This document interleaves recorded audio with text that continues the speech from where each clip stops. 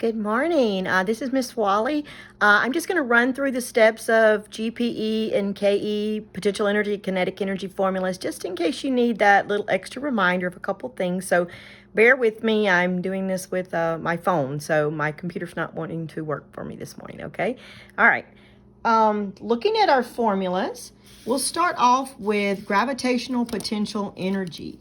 Now remember, to have potential energy, something has to have height. It has to have a position off of the ground. Therefore, gravity can pull it down.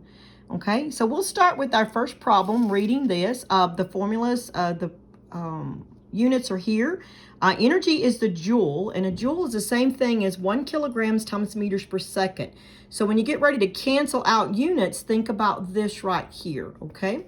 We'll start with our first word problem we have here, and I have a box was placed on a shelf 52 meters off the ground. The box has a mass of 115 grams. How much gravitational potential energy does the box have sitting on the shelf? Okay, so we're wanting to solve for GPE. And if you see that, GPE, we'll write that at the top on our paper. So we're solving for GPE.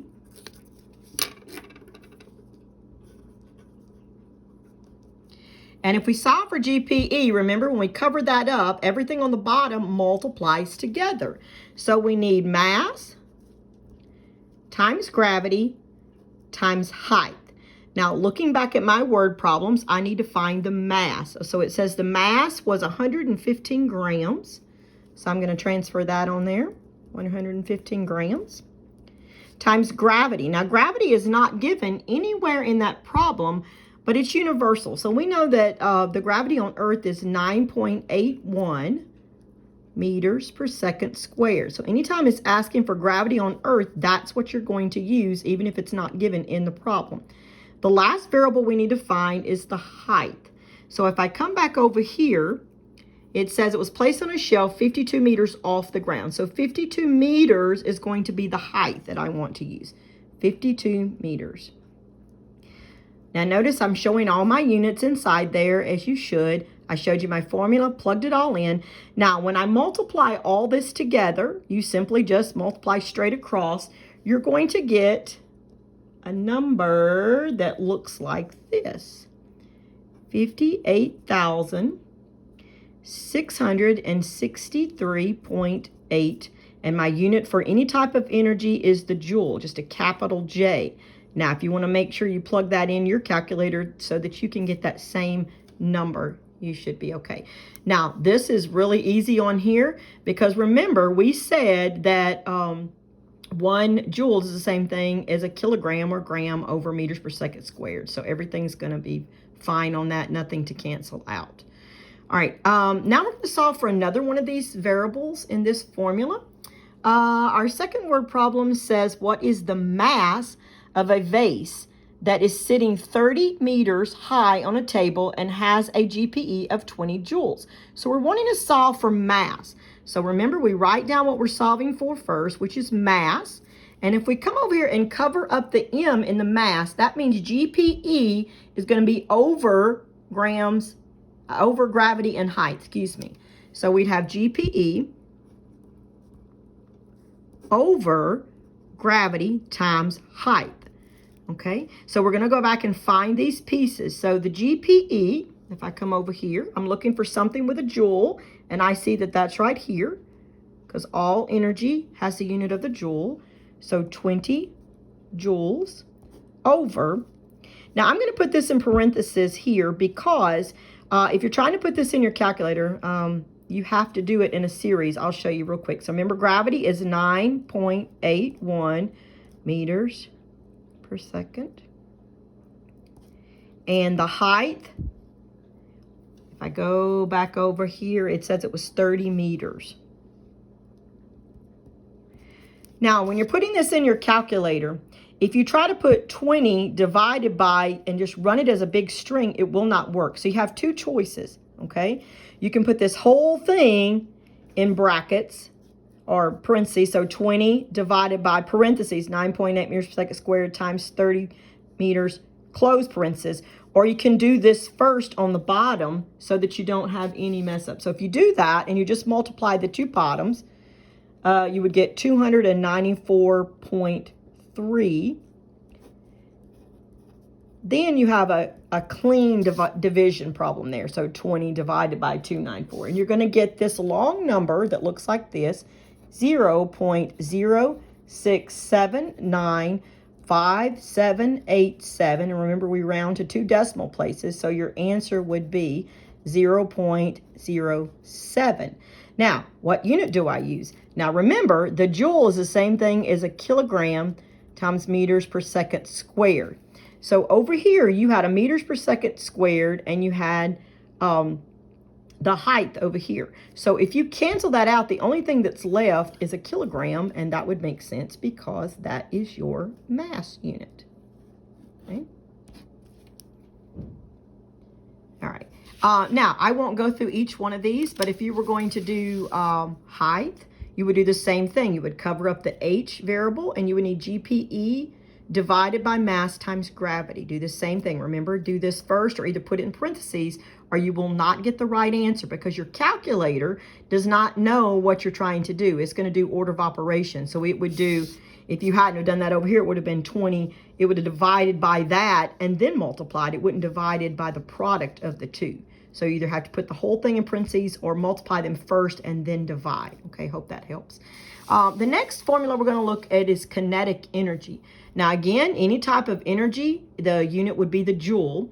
Kinetic is different. It means something is moving. That's why we have the velocity here, and then the mass, and then 1/2. Now I'm going to show you a problem with one of these real quick. Okay, so let's see what I have. All right, we're going to solve for just regular kinetic energy. And it says, calculate the kinetic energy for a 1,500 kilogram car moving at a speed of 55 miles per hour. So we're wanting to solve for KE. And to do that, we'd say 1/2 times mass times velocity squared. Don't forget to square the velocity. That's the biggest mistake most kiddos make on that, okay? So instead of just putting 1/2, I'm going to use 0.5.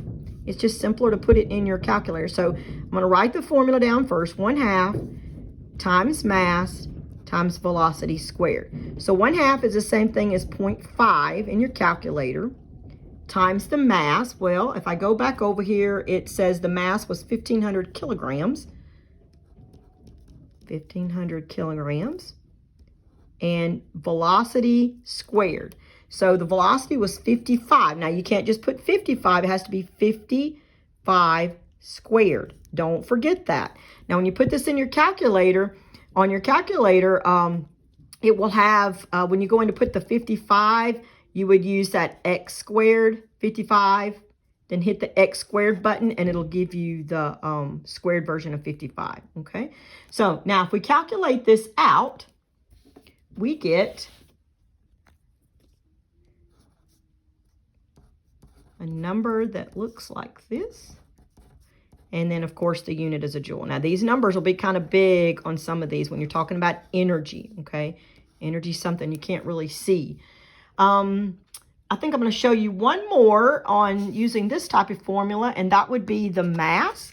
Now, when we're figuring out mass, we cover up m, and that means we have KE over 1/2 times velocity squared. So let's look at a problem like that. So we have one here. It says, what is the mass of a go-kart traveling at a speed of 110 miles per hour and has 980 joules of energy? So we're solving for mass. So we're going to write down the m variable. Now again, if I'm solving for m and I cover it up, that means I have KE over 1/2 times velocity squared. Write it exactly how it is in the triangle. KE over 1/2 times velocity squared. Now plug in what you know. You need an energy, which is joules, so that would be 980 joules right there. So that goes on top.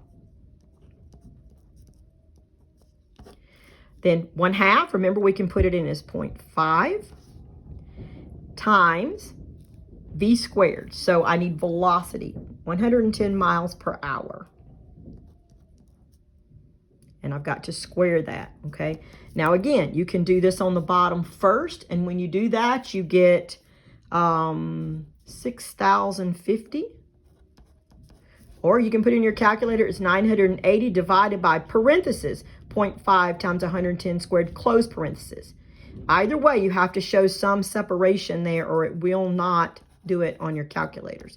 So now if I divide out 980 divided by 6,050, I get 0.16. Now I'm solving for mass, and we know my unit for mass is going to be the gram or the kilogram. In this case, it would be kilograms. Okay. Just to keep down any confusion, we're not going to make you solve for velocity squared.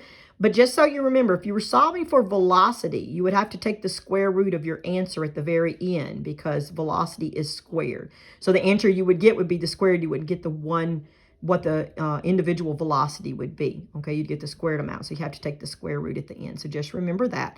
We won't be doing that today. Okay. Hopefully this has helped. Hopefully I didn't confuse anybody, and maybe that gave you a little refresher. So if you're working through a problem that's solving for any one of those, you can kind of pause and walk through and see what I did. Okay, thank you. Have a good day, guys. Bye.